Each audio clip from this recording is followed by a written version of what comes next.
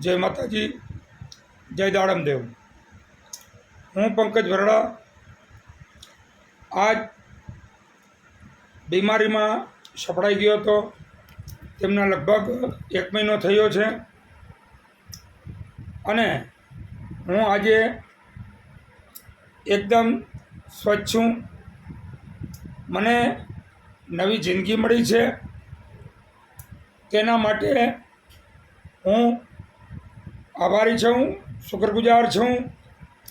ઓપ hospital અને critical care unit Junagadh, doctor રમેશભાઈ માલમ તેમજ ડૉક્ટર ભાર્ગવ ફળદુ સાહેબ તેમજ ડૉક્ટર ચિંતન મૌરી સાહેબ તેમજ ડૉક્ટર અંકિતા મેડમ સાહેબ તેમજ ડૉક્ટર ભગીરથી સાહેબ તેમજ તેમનો સ્ટાફ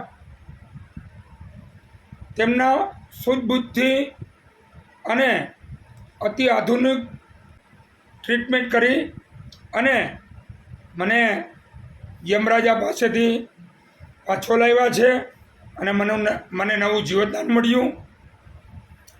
હું ખૂબ આભારી છું આ ડૉક્ટર સાહેબનો, તેમજ આ ડૉક્ટર સાહેબ સાથે અન્ય ડૉક્ટરો હતા જે લાઈવ હતા એમનો પણ આભારી છું।